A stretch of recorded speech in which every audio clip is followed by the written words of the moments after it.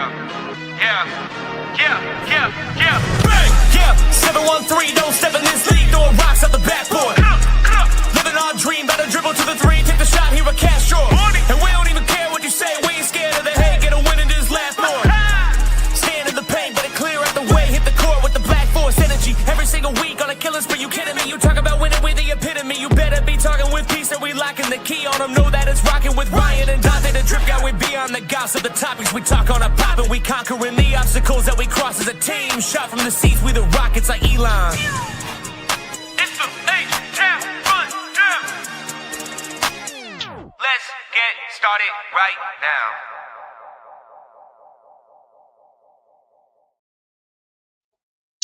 This is the H-Town Rundown, Houston Rockets basketball podcast. I appreciate you guys jumping on today to listen to us yap as per usual. I got our boy AK here, and it's me. We're gonna do a little two-man show on tonight. AK, brother, it's been a while. How you doing? Well, today I'm gonna be Cowboy Infinity, man. But I've been great, bro. I've been great. I've been awesome. Because I have removed certain emotional attachments from my Rockets in order to save myself stress. So, with that being the case, I'm doing great. How about you, bro? What's happening on your end of the world, bro? They say stress is a killer, and it looks like you're up and coming on that. It's good to see you avoid those said attachments. I'm great, man. The sun is shining in Iowa. And by that, I mean it's a blizzard right now. If my mic sounds goofy, that's what's happening. Is we got winds like 45 miles an hour right now. It's snow all over.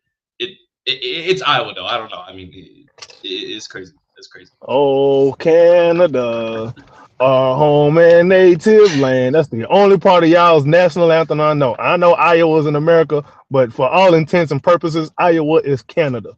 At least he knows his geography. At least he knows we up north, right? I bet y'all got maple corn over there too, don't you? You said maple corn. Maple cornfield. Hey, low key kind of sound fire, bro. Like some maple cornbread. Hold on, I might be on to something. Hey, don't steal his idea. All right, watch out. Better patent it first. Oh, we chilling though. We chilling. We got a couple things we want to talk about today. So we got Pelicans game we want to review. Finally, a solid win under our belt. And by solid, I mean solid. And that was kind of that. We got a Lakers game we want to preview, but also, you see the title. We want to get a temp check of how it's going. We did our midseason preview already, or midseason review. However, I feel like getting some real opinions from the fan base and checking around the area, right?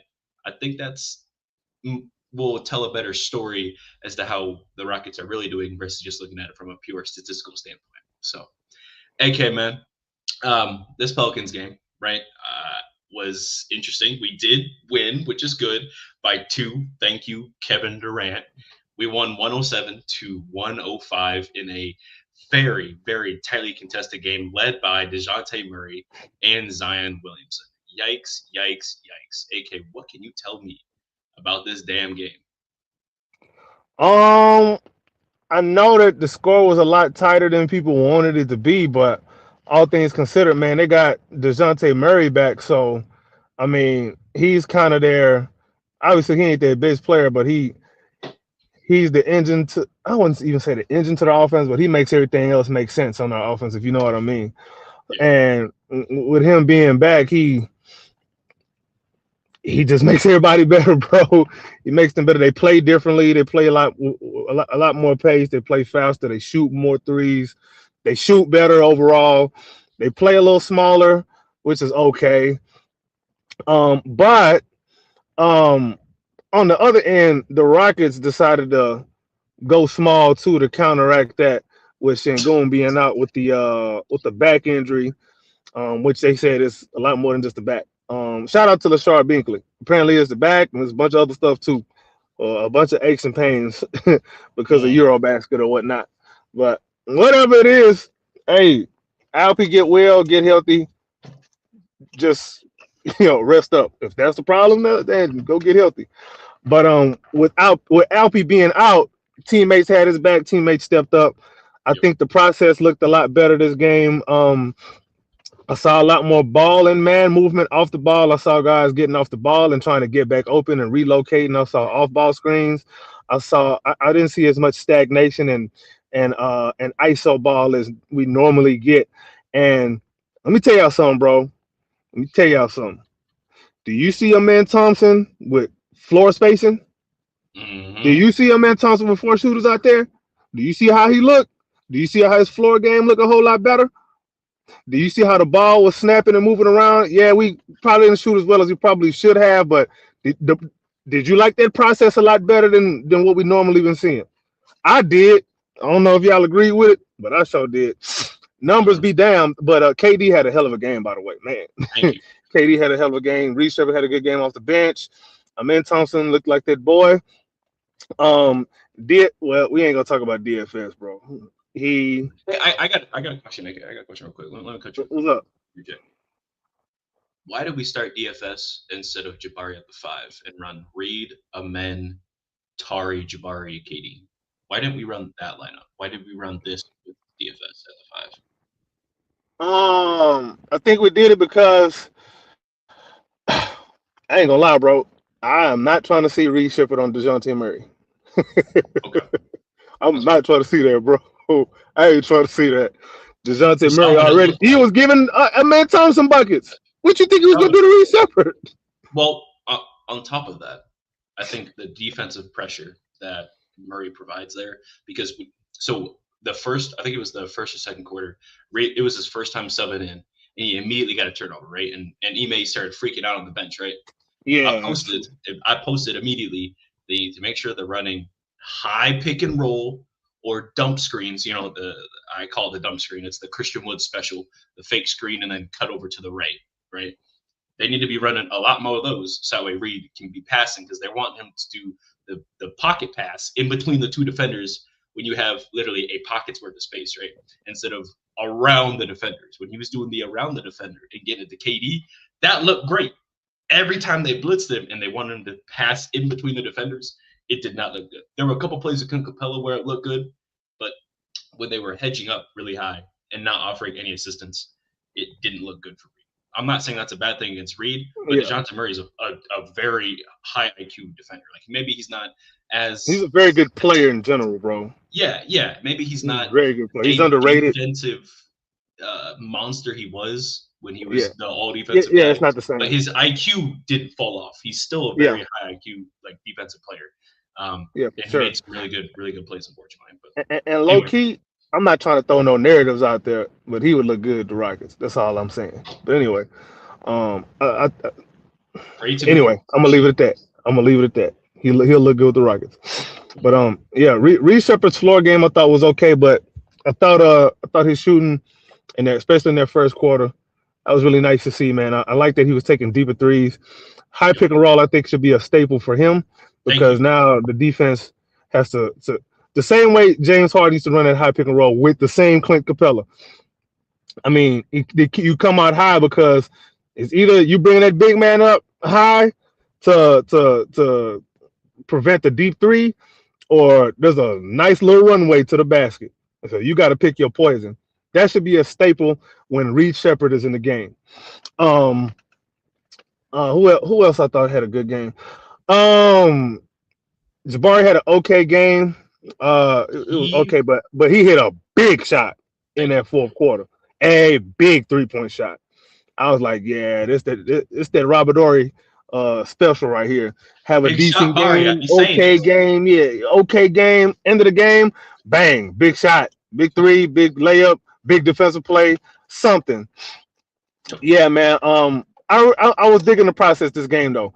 I think there's a lot that we can take from this game that I don't think is gonna go moving forward. Some of that is playing more small, bro. Like this is 2026, bro. Come on, Mr. Udoka. Take from this game what you can and add that to the overall menu of the Rockets offense. It will work and it will look better. But I digress. What's up with Tari Eason? Last couple of games, just been making some interesting plays. I'm not like worried. Like, I know a player might get in their own head and say, I need to go get my bucket and then they be forcing issues sometimes, right? It don't always work. That's cool. But I mean, last night there were some last night, and then against the Spurs, there were some shots. I was like, what are we doing? I have no idea like why we taking these type of shots. What are your thoughts on Tari Eason's recent play? And his shots It's like his turn. It's just his turn. That's all. It is his turn to have a BS game, a BS series, a string of games. Everybody on the right, all the main rotation guys have had that this season, I agree. except for KD because it's KD, and KD doesn't necessarily. A slump for KD is like, 26. the top 20 player in the NBA, bro. So, it's not gonna really look like a slump for him.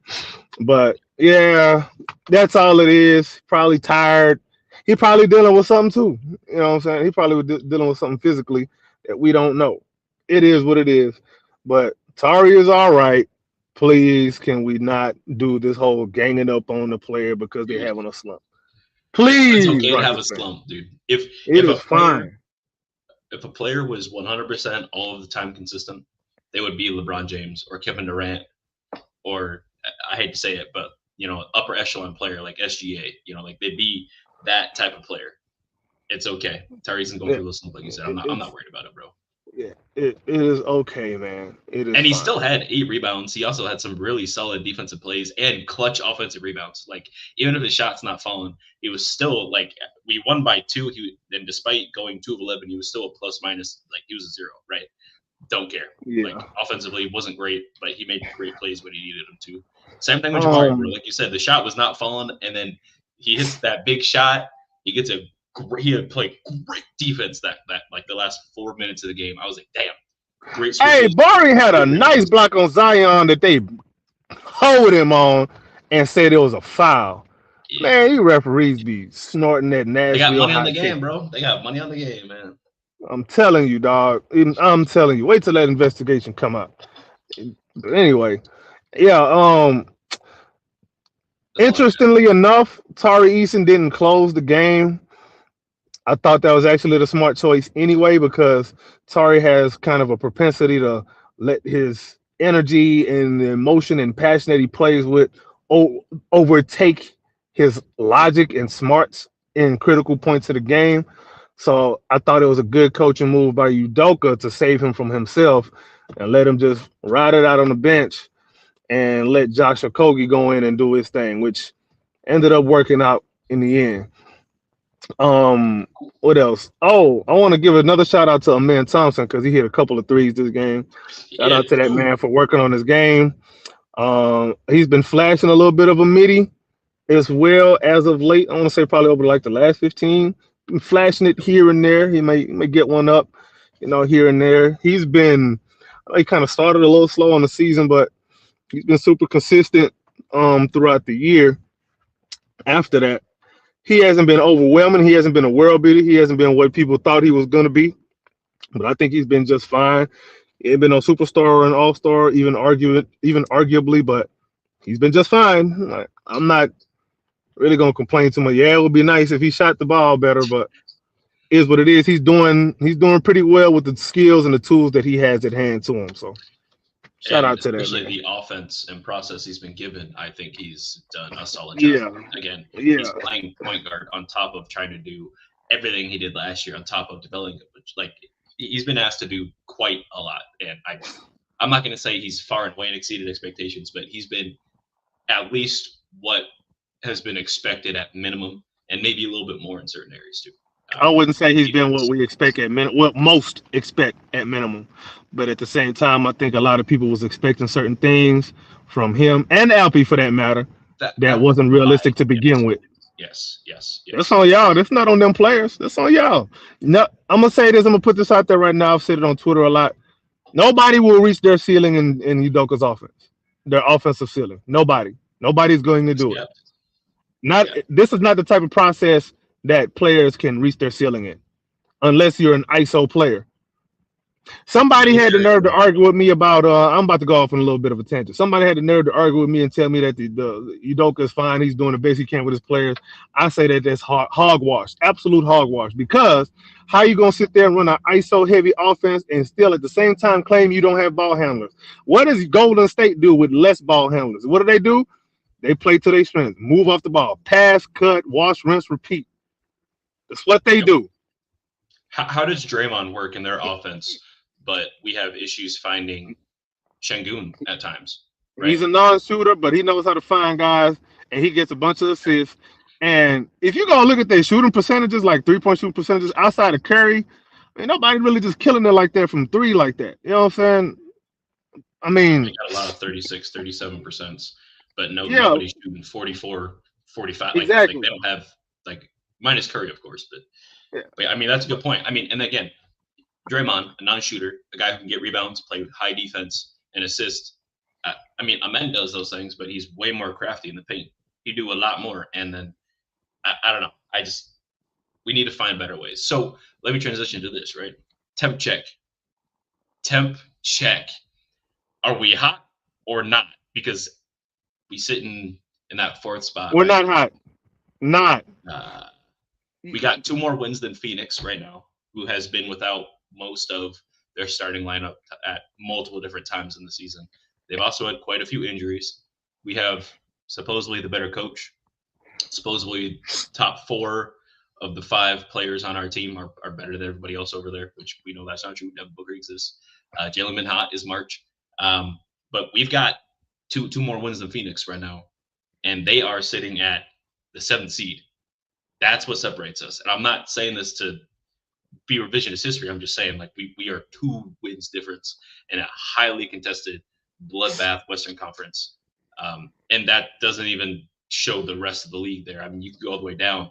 Even the Portland has got 32 wins. You know, not saying they're going to do anything, but, like, they got 32 wins, you know. They come out that play-in, what are they looking like? Right? Hey, man, So, we're missing Fred and Steve-O, bro. All them extra possessions and non-turnovers. You know what I'm saying? That's the reason why we're underwhelming, which I think is hogwash. Because, my brother, let me tell you, bro, if you just getting extra possessions just to waste them anyway, it don't make no goddamn difference in the first place, my brother. It don't. It don't. I'm not saying that we wouldn't be better at all. Obviously, we would be better with 2 impactful players, but all that does is raise the floor. The ceiling's still low as hell. Like, we need to look at the ceiling, bro. Like, the ceiling and the floor don't need to be close. That's called being claustrophobic, bro. Okay, so in this, as I've been calling it now, military ball, right? If you aren't doing this and this exactly at this time, you're on the bench, right? Def Jam Vendetta. Reed was 1 second away from getting benched. If Ime would have called a timeout right there when Reed got that turnover, Reed would have been benched for the rest of the quarter immediately. And we have seen that, where Reed will not make a read exactly what he needs to. And I mean, he's a 2nd-year player. I'm not expecting him to make all the damn reads in the world. He's not going to, you know. Fred didn't last year. He did not last year, right? But I digress. We're not making some of those reads right now. And Ime is punishing for him actively, despite him being our 2nd-best shooter on the team. Maybe Jabari, but I think it's Reed as our 2nd-best shooter right now. Yeah, it's Reed, bro. It's Reed. It's not Barry. It's Reed. And probably our 2nd-best playmaker on the team, including Fred, right? And like you said, that's not a ceiling thing. That's a floor thing. Yeah. Probably what not a you great don't thing to do is floor. What you actually do is ceiling. Mm-hmm. Udoka coaches to minimize mistakes. He doesn't coach to maximize strengths. Ooh. Great coaches are supposed to do both at the same time. Say that again for me. Ime Udoka coaches to minimize mistakes. He doesn't coach to maximize strengths. A great coach is supposed to do both at the same time. Period.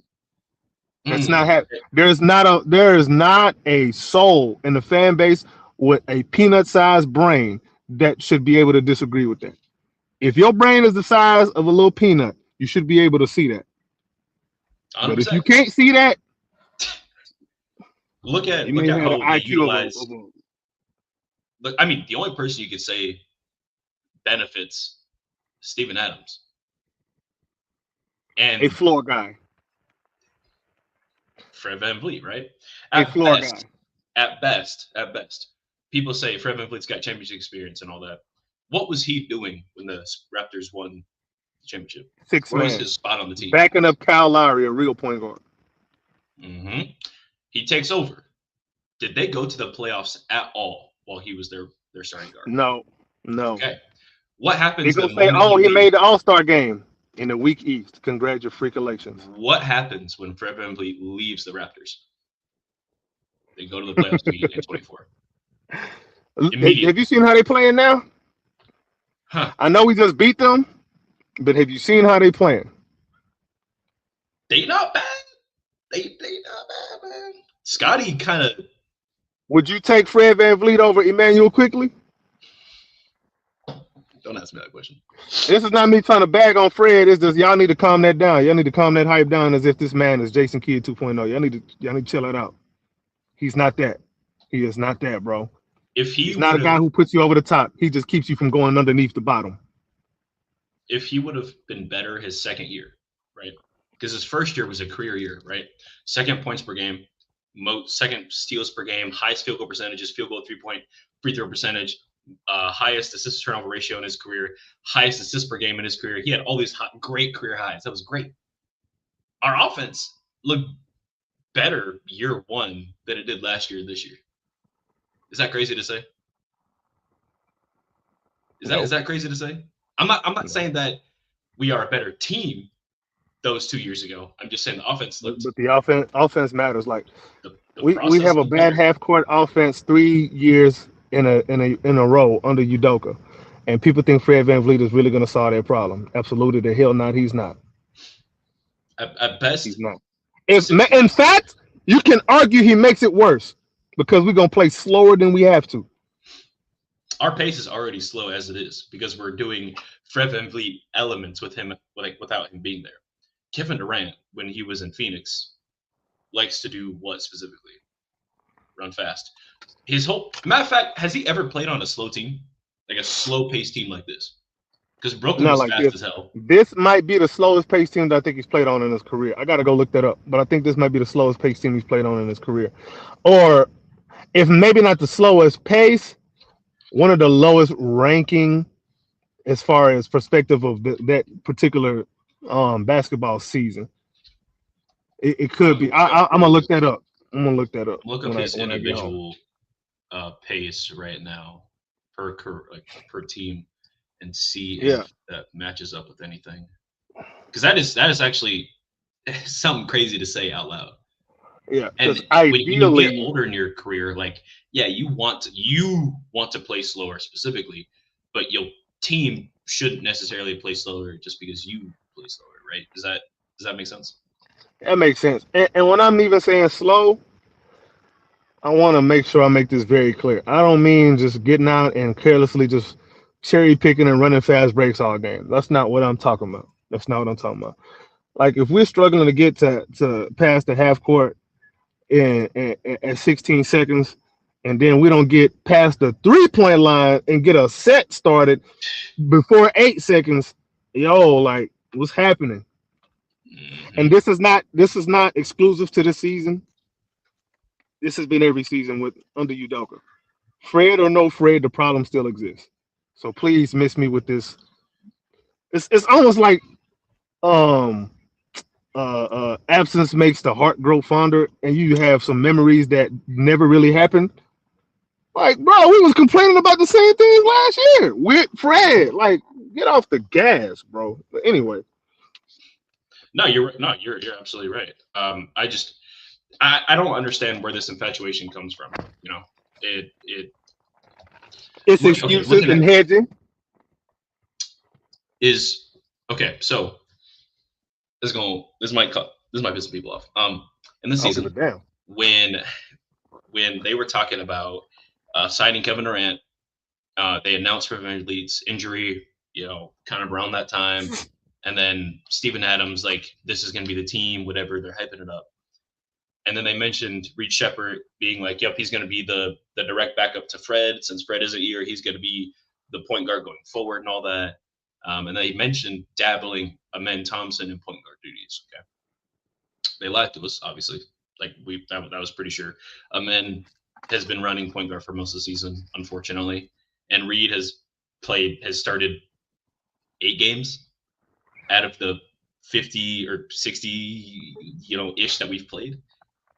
Not a great ratio as to what they said, during the Media Monday, right? Way back, right? And So you saying what they saying and what they doing ain't matching? Ain't matching up. And I mentioned, right? Go back to the Media Monday video. I mentioned that they are selling us high and then going to lower our expectations as we go on, because you always want to start every season strong. Like when the Pelicans, when they mentioned Zion Williamson, right, a couple years back, they're like, oh yeah, guys, by the way, Zion had a career-ending injury that he's going to not sit the entire season for. He's going to sit the entire season for. However, it's likely he might come back. And they kept lying to him and lying to him and lying to him and lying to him until the end of the year, right? Next season, they start off strong. They say, hey, Zion, he's going to play a little bit, but he's probably not going to play every game. You tempered fans' expectations. And now Pelicans fans are happy that they've won 23 games this season. Okay? You pissed them off 2 years ago. They were hot. They were red. I saw people burning jerseys this year. They're like, hey, we got 23 wins. Okay? The Rockets fan base is so pissed off right now. All hot, looking for who to blame, who the next scapegoat is. Because they were told X expectation at the beginning of the year by the front office, knowing they were selling you a lie, bro. They just sold you a 2002 Honda Accord to a single mom, knowing that transmission going out tomorrow. Damn. That was very specific, bro. They know. Well, they knew. But it was their job to sell the product because that's what gets sales. So can I ask you a question, bro? Yeah, by all means. All right. Let's say we won. How many wins we have right now? 40? 41. Took us long enough. All right. Let's say we was at 34 wins, but you seen hella growth from Amen, Reed, Jabari, and Alperen Sengun. Even with KD, how would you evaluate the team from that, bro? And when I mean like growth, I'm talking about, okay, Alperen Sengun made the All-Star without having to be an injury replacement. What's the name? Amen Thompson would have made it as maybe an injury replacement, and then guys like Jabari and Reed Shepherd are looking like most improved candidates, all at the same time. Even though we won less games, but those guys are looking more like, hey, one of us want to get this torch from KD. So, 2-part answer. One, how did they sell that at the beginning of the year? Because it don't matter where you are right now unless your expectations were tempered in the beginning of the year. Because rational people would say, okay, well, we're shit. However, here's growth, but I'm still pissed off we're shit, right? Generally speaking, if I'm told something, and yes, I could take away positives and say, oh my gosh, like, yes, we're going to be set up for the future. We're going to be okay without Kevin Durant. But why did we sign him would be my big question then. You know what I mean? Like that would be my question. Okay, so what are we going to do with Fred VanVleet? What about Steven Adams? Whatever. I would be okay with the growth. In fact, that is kind of what I expected this year, was to take a minor hit in wins, but also show our guys growing. And like Reed Shepherd, in my opinion, I'm writing an article about Reed Shepherd being most improved player. He's got a pretty good case right now, statistically, advanced and regular. However, I digress. The rest of the team hasn't shown that same growth. If anything, this is the worst year Sengun has played with Ime, in my opinion. And this is not phenomenal. Like, that's not up for debate. I don't really give a about this All-Star. Like, I don't care, But what I am saying is expectations from before were not tempered. And now we got a problem because we've only got 41 wins, right? Even if we got 7 less wins right now, say all things considered right now, we sitting up the 8th seed tied with the Clippers that started 6-21, right? They now got okay. Now imagine that. Okay, we'll be an 8th seed, but we'll be a playing team. But at the same time, with the way that these guys would have grown, you would feel more confident in them in the playoffs. Yes. Positive As it takeaway. stands now, it's almost like we are squeezing blood out of a rock. We are squeezing every win we can out of these guys. You got KD playing stupid minutes. All these guys playing some crazy minutes. We got a short rotation, and anybody who is not a coach favorite got a short leash. Like it doesn't seem like like progress. You know what I'm saying? It just seems like it's stagnation. just Doing enough. like trying too damn hard to not do enough. You know, that's what it kind of seemed like now. I mean, high school, you study for exams, right? I don't know about you. I can't study. I suck, right? At the end of the day, I would try. I would do my best. And anytime it come to math, I suck. I'm going to get a C at best. It don't matter how hard. And I'm going to try too damn hard. Damn shame. Still be average. That explains a lot, bro. Shut up. Shut up. But I'm agreeing with your point. And I see it because we doing a lot to be, hey, we're gonna win 50 games. But then Kevin Durant is gonna be, I'm not saying he's gonna be gassed, but dude, 47 years old, playing 37 minutes a night. I go up and down my stairs and I'm fat and I'm already out of breath. I don't know what this superhuman gonna do in the playoffs. Right? Yeah. Amen Thompson playing the second most minutes in the league right now. Jabari Smith Jr. playing the 11th most minutes in the league. You got people a lot, bro. in the top 12 for minutes per game. That is, in my opinion, that's crazy.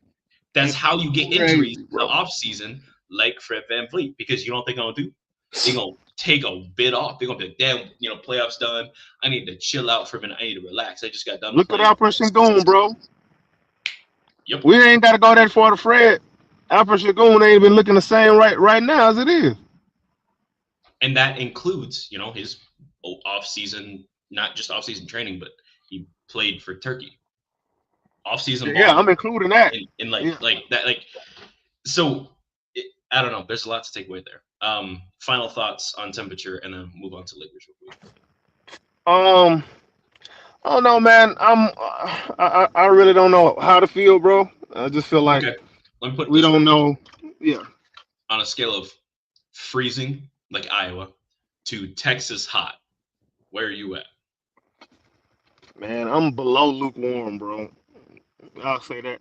I'm cool. I'm not cold. I'm cool. Okay. A little wind gust kind of pisses me off. I need a windbreaker.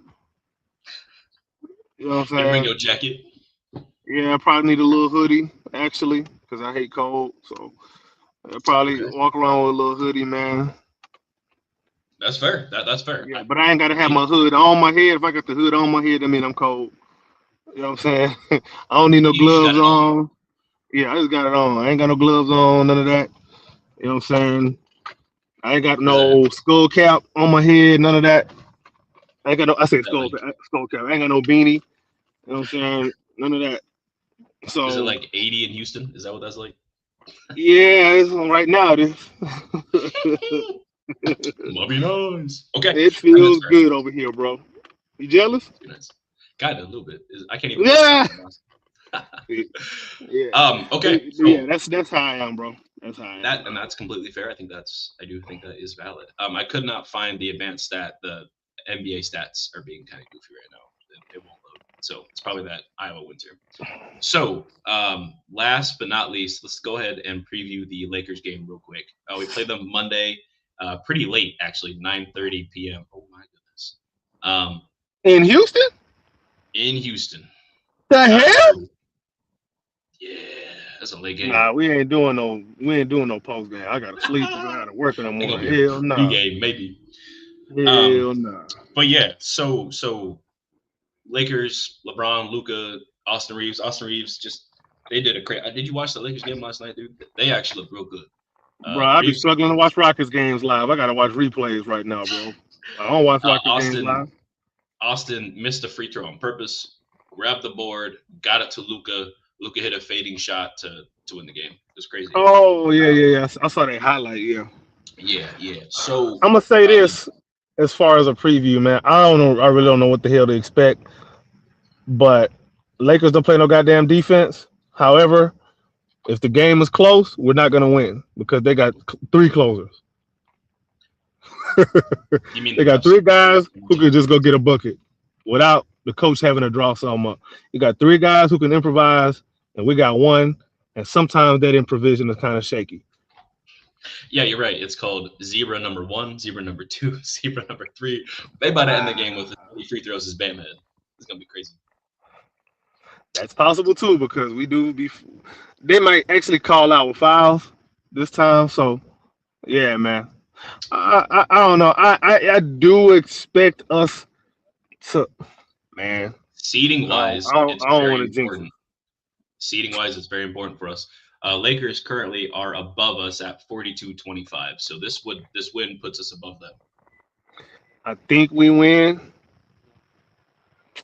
but you're not gonna get me to put my house up on it. All right, final score. Shit. It'll probably be a close one. I'm gonna get a Rockets a benefit of the doubt, man. 121, 118 Rockets. Is Alperen Sengun playing?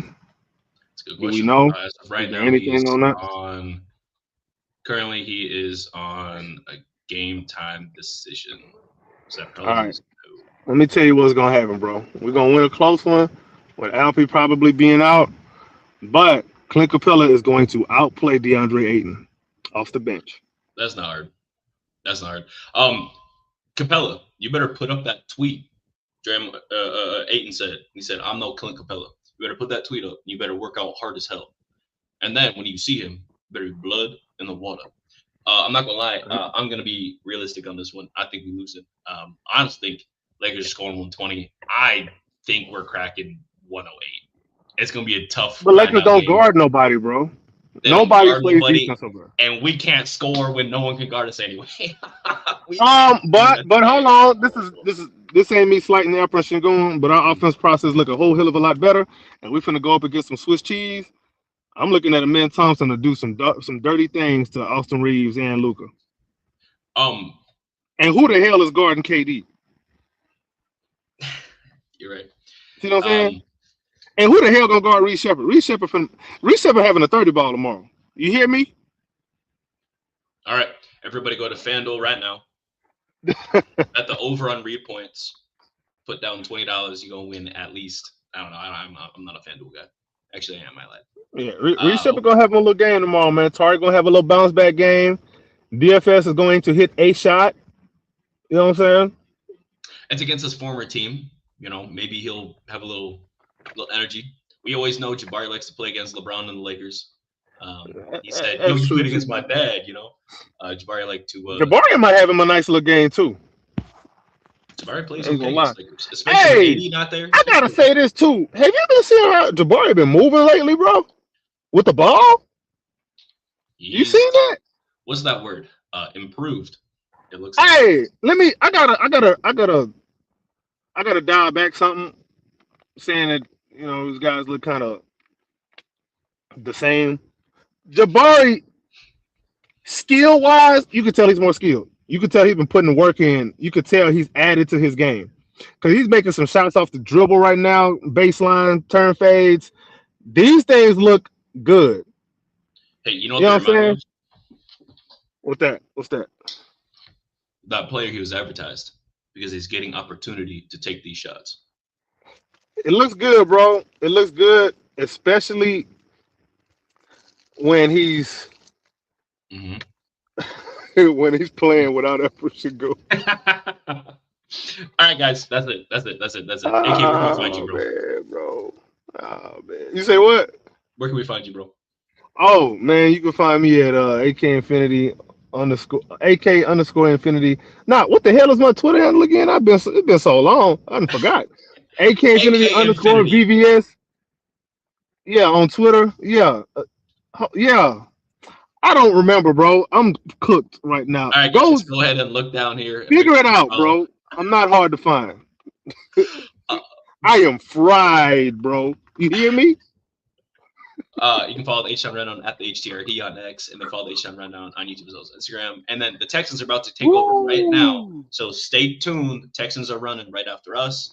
And then follow me at DripTPs_GWWE as well on X as well as Instagram, YouTube. That's been it, guys, and we will see you guys next time. Hopefully, we get a Lakers win.